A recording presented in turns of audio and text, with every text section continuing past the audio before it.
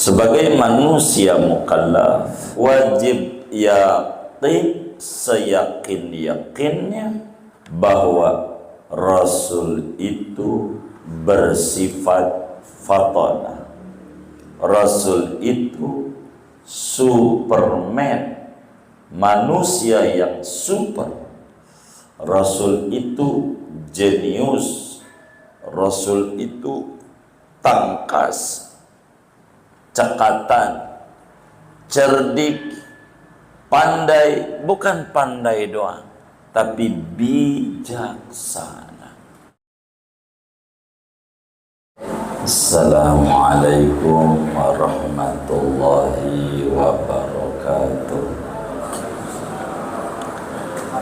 Bismillahirrahmanirrahim.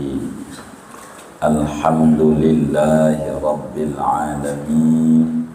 Wassalatu wassalamu ala ashrafil anbiya'i wal mursalin sayyidil awwalin wal akhirin wa syafi'il mudhnibin sayyidina wa maulana Muhammadin wa ala alihi wa sahbihi ajma'in. Allahumma inna nasta'dika li arsyadi amrina wa zidna ilman yanfa'una. Ar-rabi'atu al-fatanatu. Adapun sifat wajib Rasul yang keempat yaitu fatanah, cerdik, pandai, bijaksana.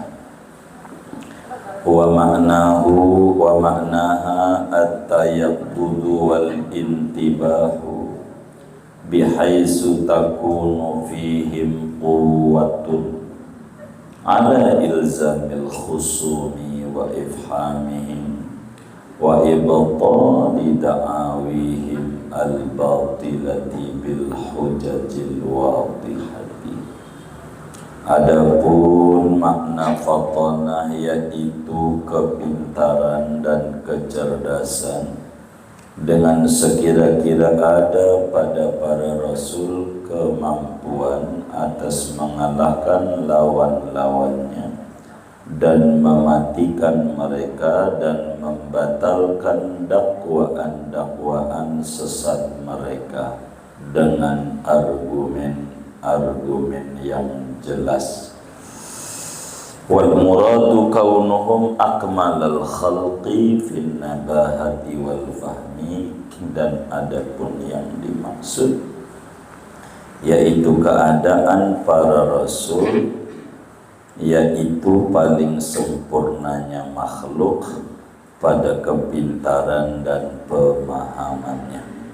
Wa yastahilu alaihimul baladatu, dan mustahil atas para rasul oleh bodoh. Wallahu a'lamu bissawab.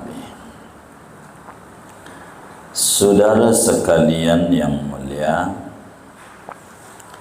keimanan seorang anak manusia kepada Allah, semantap apapun, secakap apapun keimanannya kepada Allah, tidak akan diterima keimanan itu bila mana tidak disertai keimanan kepada Rasul-Rasulnya, kepada Nabi besar Muhammad sallallahu alaihi wa alihi wasallam.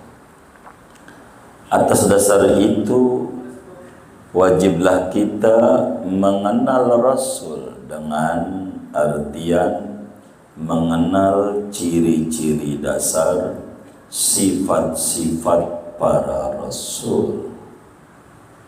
Seorang mukallaf yang umurnya 15 tahun ke atas wajib hukumnya mengenal, meyakini sifat-sifat wajib Rasul yang 4. Yang keempatnya dari 4 itu adalah fatonah.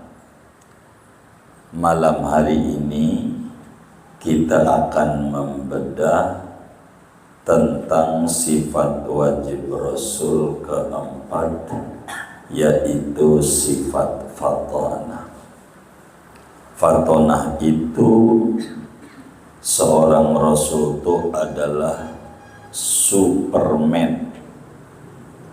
Seorang Rasul itu adalah manusia super, manusia yang jenius, manusia yang tangkas, manusia yang cerdik, pandai, penuh kebijaksanaan dalam segala zaman. Itulah Rasul. Kita wajib tertanam di dalam hati sanubari kita keyakinan yang kuat bahwa yang namanya Rasul pasti cerdas, cerdik, pandai, penuh kebijaksanaan. Kenapa begitu? Karena misi utama Rasul adalah nasyrud dakwah, adalah berdakwah. Misi utama Rasul tablighur risalah, menyampaikan risalah, pesan-pesan ilahi kepada manusia. Bagaimana manusia harus pandai membangun peradaban. Bagaimana seorang manusia harus mengadakan hubungan antara dirinya dan penciptanya. Bagaimana seorang manusia harus membangun peradaban, mengadakan hubungan antara dirinya dan alam semesta. Bagaimana manusia harus mengadakan hubungan antara dirinya dan sesama manusia. Bagaimana mengadakan hubungan antara dirinya dan kehidupan. Bahwa di dunia negeri banyak cobaan. Kalau ada cobaan enggak perlu aneh dan bingung, karena memang itu tempatnya. Dan harus membangun hubungan antara dirinya dan dunia. Ini Rasul karena misi utamanya dakwah, tablighur risalah, sehingga akan memberangus pemikiran-pemikiran sesat, akidah yang menyimpang tentang Tuhan, akan menanamkan bagaimana seyogianya seorang anak manusia mengadakan hubungan dengan Tuhan dengan akidah dan dogma yang benar. Menuju semua ini, saudara, tentu tidak bisa tidak. Semua itu membutuhkan kepada kecerdasan, ketangkasan, kepintaran, cendekiawan, memiliki kebijaksanaan dan kejeniusan. Tidak boleh seorang Rasul itu bodoh, sulit dimengerti. Bagaimana mungkin kita akan ikut sama seorang Rasul panutan yang bodoh? Rasul, apa hukum ini? Aglab. Rasul apa yang hukum ini? Rasul apa hukum ini? Yang kayak begini mau kita jadiin pimpinan kah? Lah kagak. Maka sulit dimengerti oleh akal sehat bila Rasul itu bodoh, bila Rasul itu dungu, bila Rasul itu pelupa. Karena mereka diberikan tugas untuk menyampaikan hujjah, untuk memberangus pemikiran sesat yang kayak begitu tidak mungkin muncul dari orang yang bodoh. Rasul itu dijadikan pimpinan untuk semuanya dan menjadi rujukan dalam mengurai berbagai macam problem kehidupan, dari yang mikro rumah tangga sampai yang makro bernegara, semuanya diselesaikan dengan cara yang rapi dan amat sangat cakap. Yang kayak begitu tidak mungkin dia bodoh. Dan kita sebagai manusia diwajibkan untuk patuh kepada Rasul, untuk nurut menteladani Rasul, baik pituahnya, ucapannya, perbuatannya, dan yang diikuti sulit dimengerti bila yang diikuti itu bodoh, sehingga wajib hukumnya akal berkata yang namanya Rasul itu wajib hukumnya fatanah, sifatnya cerdas.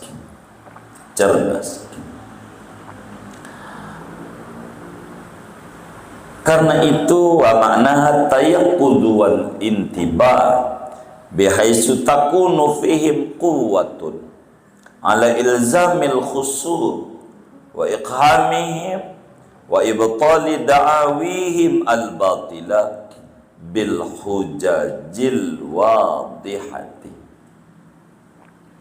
Rasul itu cerdas, pintar, pakar strategi dalam ilmu peperangan, dalam apa saja. Rasul itu amat sangat pintar.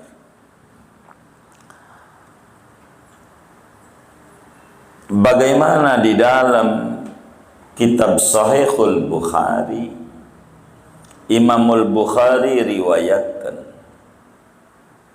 begitu juga Imam Muslim di dalam Sahih Muslim meriwayatkan hadis daripada sahabat Nabi Sayyidina Abu Hurairah Abdurrahman bin Sakhar radhiyallahu ta'ala an. Abu Hurairah bilang Nabi pernah bercerita tentang kisah yang dialami oleh Nabi Allah Sulaiman bin Dawud alaihi wassalam ketika ada dua perempuan berebut bayi. Bahasa kita di rumah sakit bersalin tuh bayi, perawatnya bahasa kita nih biar gampang memahami, enggak kasih gelang, enggak kasih ciri, rebutan tuh, ada bayi laki ada perempuan, muanya rebutan bayi laki. Si ibu A bilang ini yang laki adalah anaknya dia, ibu B bilang ini bayi juga anaknya dia. Rebutan, tidak mau mengalah, muanya mengakui anak, sampailah dibawa kepada seorang Rasul, yakni Nabi Allah Sulaiman bin Dawud, Rasul juga Raja alaihi wassalam. Maka siapa ini bayi ibunya. Ketika ditanya begitu, bagaimana si pendakwa dan terdakwa? Masing-masing aku mendakwa ini adalah anaknya. Hendak mau mengalah.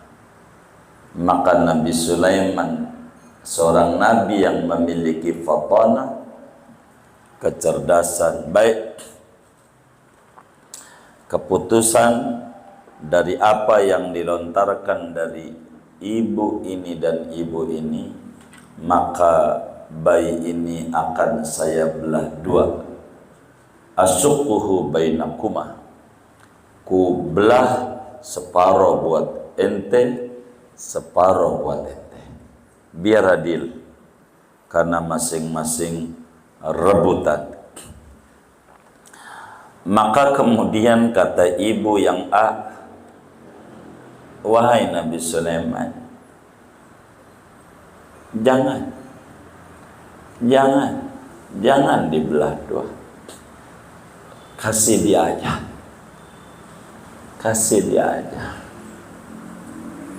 saya nggak tega kalau sampai dibelah dua. Ya, dia anaknya, buat dia aja. Akhirnya Nabi Sulaiman bilang, mulai detik ini saya tetapkan ini bayi Anda. Begitu. Ama yang suruh nyerahin, ama yang ngatunya. Begitulah cerdasnya Nabi Sulaiman. Ketika ditanya, kok kenapa ama ibu A? Kan dia nyuruh B. Yang mana ibu enggak mau anaknya dilukai. Daripada dilukai, kasih aja dia ibunya. Begitulah cerdasnya Nabi Sulaiman. Bukankah itu kasus Sulaiman? Ya, meski hadis itu bercerita tentang kecerdasan yang ada pada Nabi Allah Sulaiman, tetapi dengan pangkat kenabian, maka bila pada seorang rasul saja dia cerdas, maka tentu pilihan Allah itu semua rasul juga cerdas. Rasulullah sallallahu alaihi wa alihi wa sahbihi wasallam adalah nabi yang kecerdasannya amat sangat luar biasa. Jarang terfikir bagaimana cara Nabi memberikan jawaban, mengorek sebuah masalah sampai tuntas pada akarnya yang sulit orang dapati. Sayyidina Ali bin Abi Thalib, sahabat Nabi sekaligus mantunya Nabi, sepupu Nabi, ayahnya daripada Sidi Hasan, Sidi Husain dan Sayyidatina Zainab, bercerita, ngomong sama budak daripada Uqbah bin Abi Mu'ayyad, budak yang dimerdekakan oleh Uqbah bin Abi Mu'ayyad ketika akan meletus perang Badar. Perang Badar meletus pada tahun kedua Hijriah, tepat tanggal 17 Ramadan, Yaumal Taqal Jama'an. Uqbah bin Abi Mu'ayyad adalah seorang tokoh musyrikin. Dia punya anak buah. Imam Ali bin Abi Thalib tanya, ada berapa pasukan majikanmu, pasukannya. Jadi pengen mengukur kekuatan musuh karena Ali disuruh ngintip. Ada berapa kekuatan musuh? Maka kata Imam Ali bin Abi Thalib kepada Maula Uqbah bin Abi Mu'ayyad, kamil qaum, berapa jumlah bala tentaramu, bala tentara mereka orang-orang musyrik? Maka kata budaknya Uqbah bin Abi Mu'ayyad, wallahi hum kasir, adaduhum kasir, syadidul ba'su. Kata Maula Uqbah bin Abi Mu'ayyad, Ali, banyak, bahasa Betawinya seabrak. Adaduhum kasir, syadidun ba'suhum, dengan persenjataan yang sangat lengkap dan bengis-bengis. Berapa percisnya? Tuh begitu. Dia bilang banyak. Enggak kekorek, sampai dipegang ini dia punya apa? Leher. Enggak ngaku juga kekuatannya berapa. Enggak.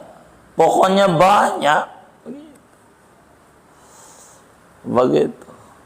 Sampailah kemudian Habibun al-Mustafa sallallahu alaihi wasallam, Rasulullah, yang nanya, enggak pakai pegang leher. Nabi nanya. Kata Nabi kepada budaknya Uqbah bin Abi Mu'ayyad, saya mau nanya boleh? Boleh. Buat masak kan tentu kudu makan. Berapa unta yang dipotong dalam seharinya? Enggak nanya berapa jumlah tentara. Nabi enggak nanya, nanyanya unta. Gitu. Berapa unta yang dipotong untuk makan?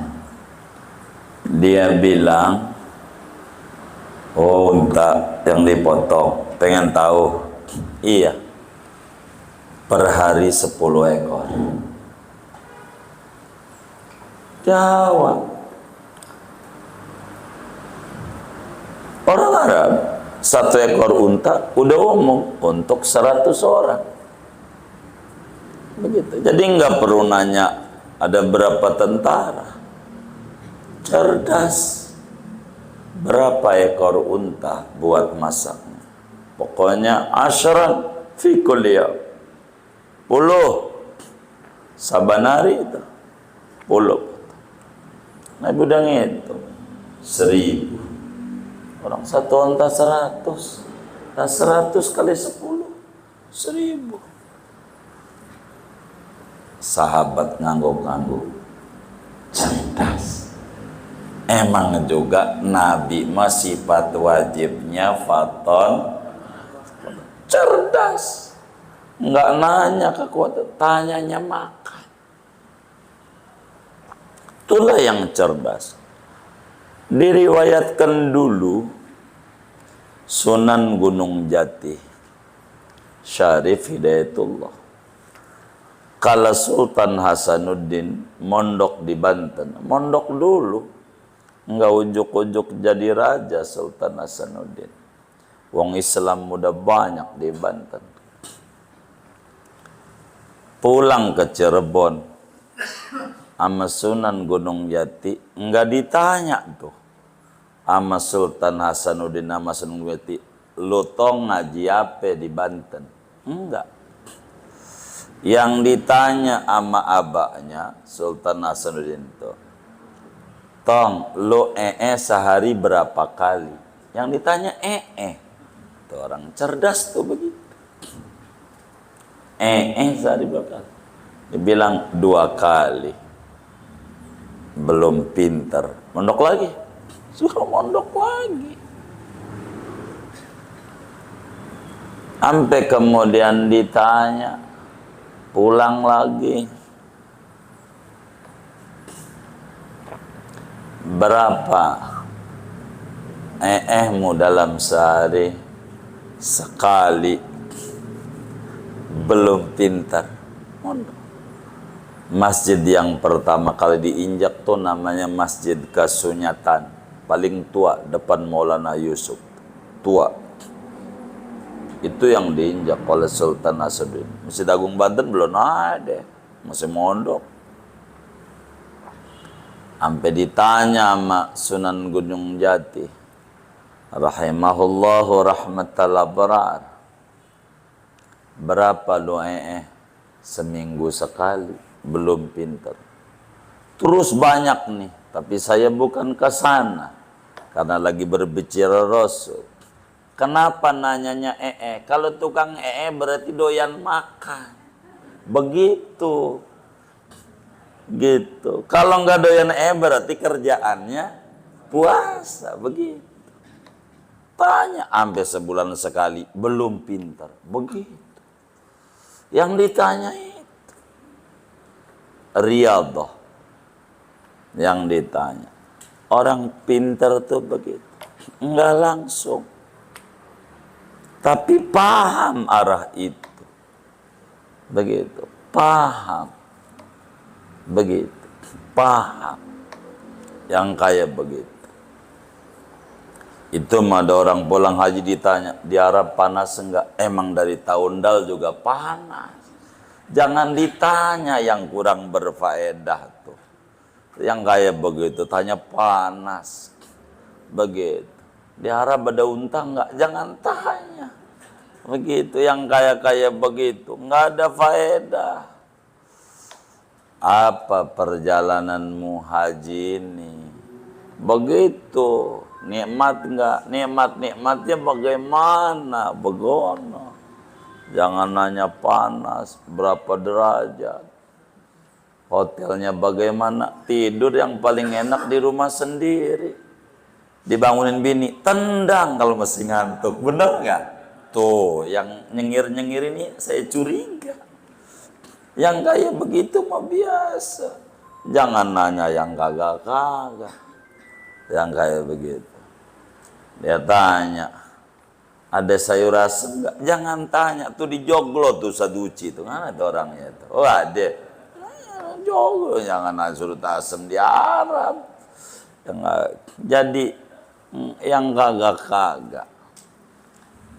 Nabi dia nanya, berapa ekor motong untanya untuk makannya? Jadi nggak terfikir kalau mau nanya jumlah orang. Karena ketika ditanya jumlah orang, sampai dicekek kagak ngaku. Begitu. Kagak ngaku. Tapi ketika ditanya berapa ekor motong untanya, itu merupakan sebuah kebanggaan. Lu pengen tahu berapa ekor? Begitu. Nggak terpikir kalau mau ngitung jumlah orang sebetulnya. Dia bilang, lu biar tahu gua makan 10 per hari.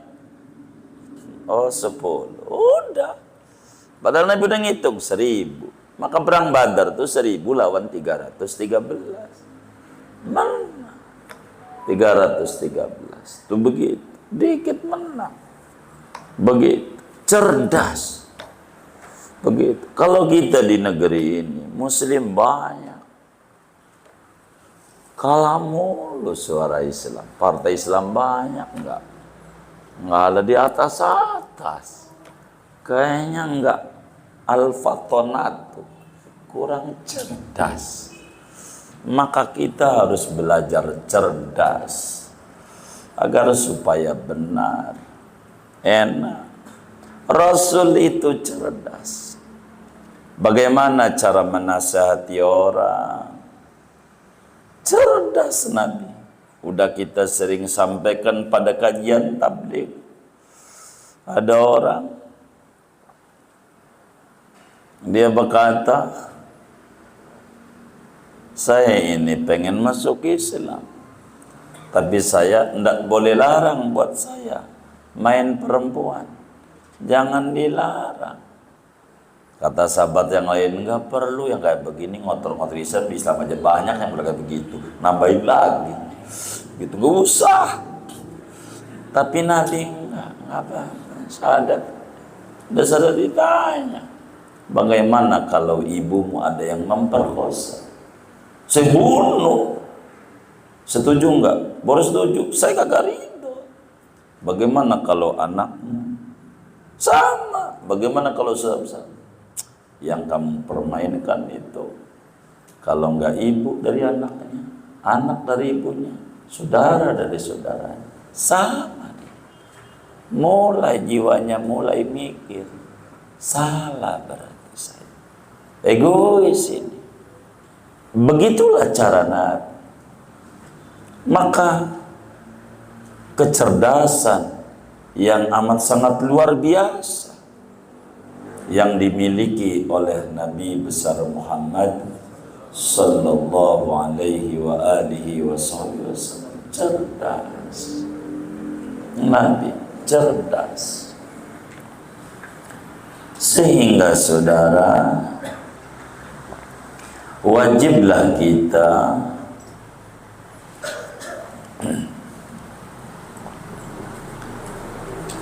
tertanam di dalam hati sanubari kita sebagai manusia mukallaf yang umurnya 15 tahun ke atas, akalnya sehat, wajib yakin, seyakin-yakinnya bahwa Rasul itu bersifat fatonah.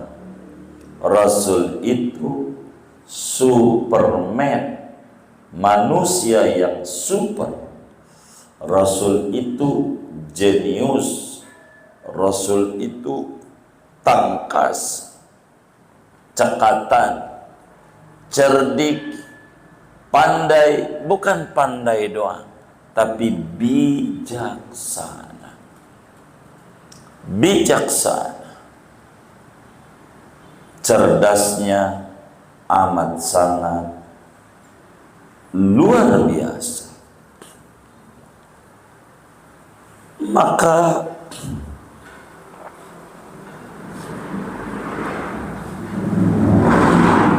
Rasul dengan kecerdasan yang luar biasa, kala itu masyarakat Arab, masyarakat yang tak mengerti sebuah kebenaran, berombak total membangun benar-benar sebuah peradaban dengan peradaban yang islami yang menghubungkan manusia dengan sang pencipta, manusia dengan semesta jagat raya, manusia dengan manusia, manusia dengan kehidupan, manusia dengan dunia yang dia tempati.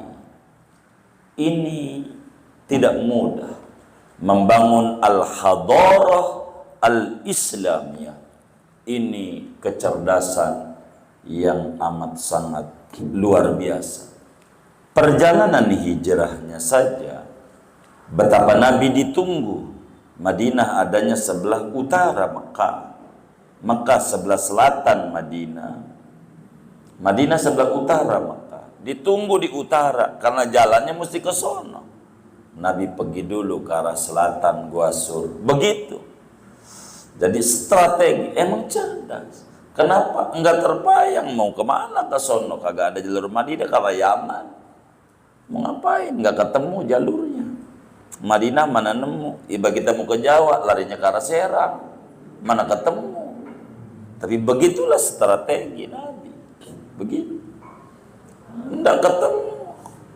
Strategi yang sangat luar biasa. Sampai ketika pergi ke Madinah, pakai Google Map, guide, penunjuk jalan. Non-Muslim. Kenapa? Kalau Muslim kagak tahu jalan ke Madinah. Bareng-bareng nggak ngerti jalan. Maka yang ngerti non-Muslim yang biasa mondar-mandir ke Madinah. Mana jalan-jalan tikus? Abdullah bin Uraikid kepilih. Yang penting dibayar. Bayar. Ke Madinah. Maka 8 hari. Itu cerdas. Begitu. Enggak asal, udah yang penting dia. Kalau nggak ngerti jangan. Ini orang cerdas tuh kayak begitu. Nabi itu amat sangat cerdas. Cerdasnya Masya Allah. Dan kecerdasan itu dimiliki oleh para ahlul bait. Sangat luar biasa. Ditanya berbagai macam persoalan, mampu Ibnu Abbas menjawab, Imam Ali menjawab, dan seterusnya. Cerdas. Kenapa? Karena misi utama Rasul nasrud dakwah al-islamiyah, menyebarkan dakwah Islam. Bagaimana manusia berjalan pada rule perjalanan manusia. Jadi Rasul itu bagaimana cara kita memanusiakan kita sebagai manusia supaya kita duduk benar-benar sebagai manusia. Untuk merubah karakter yang kayak begini tidak gampang. Kudu memiliki kecerdasan yang amat sangat luar biasa.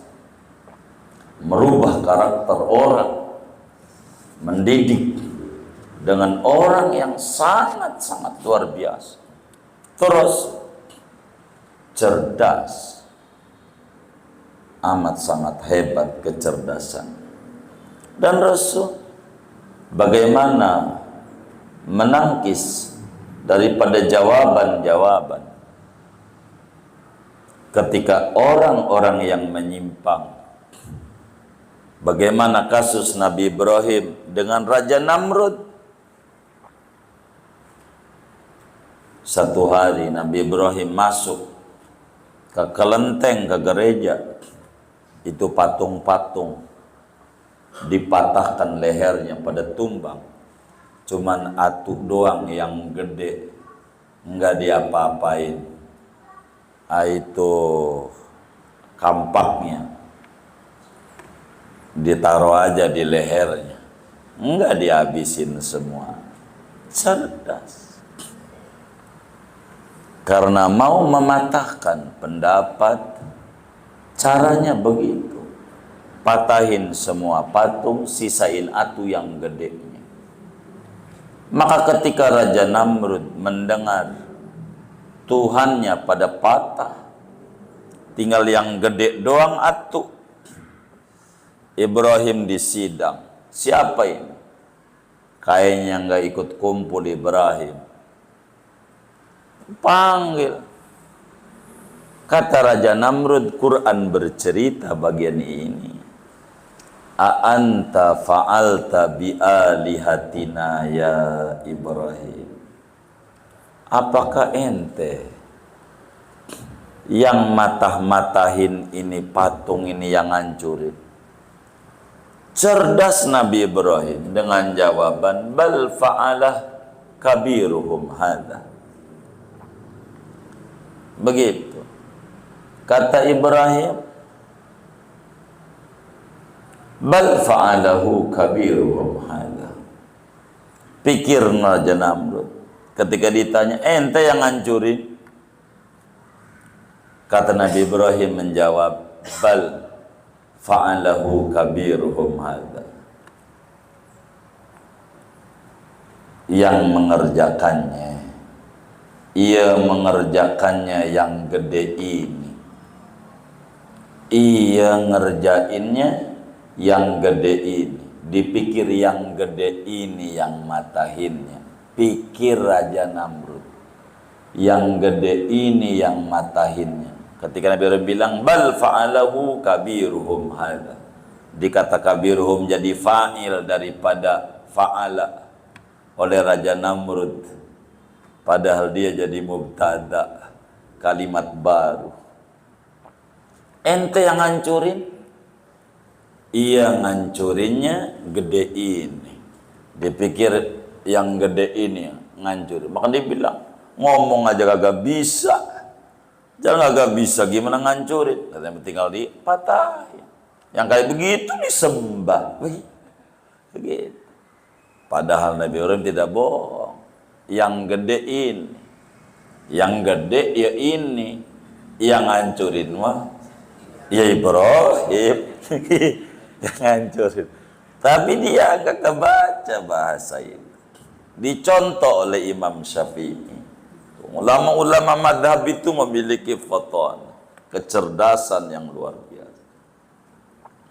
Waktu di zaman fitnah, zaman Al-Mu'tasim, zaman Quran makhluk, lagi ribut tentang subhat bi khalqil Quran.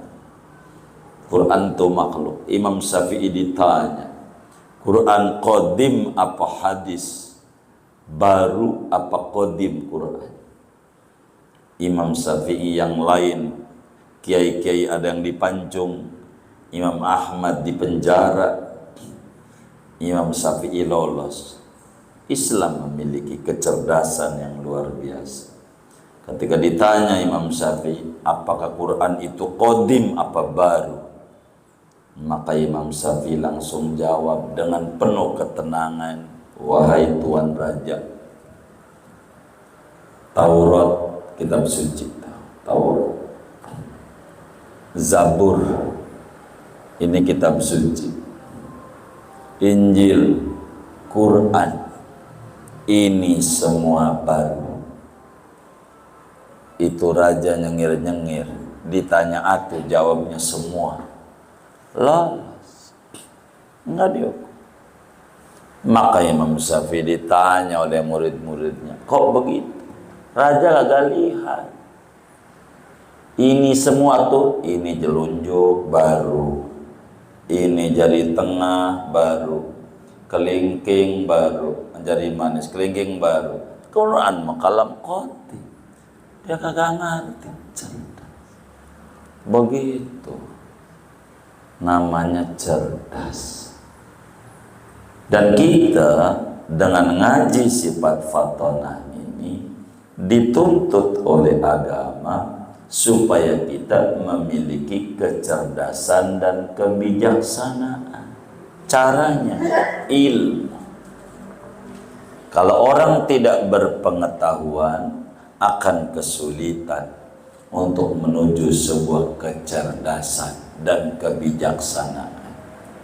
Harus belajar biar enggak picik dalam hidup, biar enggak kaku di dalam menjalani kehidupan berbangsa, bernegara, beragama khusus. Enggak dikit-dikit nyalahin bid'ah ini. Maka perlu kecerdasan yang dibangun daripada berwawasan luas yang berpondasikan menuntut ilmu. Maka kita karena disuruh untuk meneladani Rasul, maka kita pun juga harus memiliki kecerdasan, harus memiliki kebijaksanaan. Bagaimana orang-orang dulu kalau negur anaknya dengan bahasa-bahasa yang menarik, itu karena memiliki kebijaksanaan. Ini yang paling penting di dalam kajian daripada sifat fatonah ini. Seyogianya sebagai mukmin yang meyakini bahwa Rasul itu memiliki sifat fatonah, hendaklah kita gemar untuk menghadiri majelis-majelis ilmu yang bermanfaat, supaya kita bijak, supaya kita luas, supaya kita luas wawasannya, tidak kaku di dalam menjalani kehidupan. Sebab masalah besar akan menjadi kecil bila berangkat dari hati yang luas. Masalah kecil akan menjadi besar bila berangkat dari manusia yang punya otak tapi tidak memiliki wawasan keilmuan, sehingga tidak cerdas. Coba lihat pentol korek. Tahu pentol korek nggak? Pentol korek. Saudara Mawan tahu pentol korek? Sekarang pakai gas. Pentol korek. Ada palanya nggak? Ada palanya. Ada otaknya nggak? Kagak ada. Karena ada pala doang. Nggak ada wawasan. Pentol korek kena gesekan dikit nyala. Maka kita bukan pentol korek. Kita muslim, belajar akidah, belajar sifat-sifat Allah, belajar sifat-sifat Rasul, belajar tentang bahwa Rasul fatona. Maka kita otaknya tidak boleh kosong dari wawasan keilmuan, supaya kita bisa bijaksana. Bak danau yang ditaburi garam segenggam tidak bereaksi menjadi asin karena luas tempatnya. Ini adalah hal yang paling pokok di dalam kajian sifat fatona. Lebarkan itu sehingga kita tidak menjadi banyak keributan satu dengan yang lain. Menjadi ribut adanya karena wawasannya tidak luas, sehingga sikapnya tidak luas, kaku, ribet, dibikin susah diri. Padahal Islam ini agama yang sangat mudah, fleksibel, enak, mengenakan.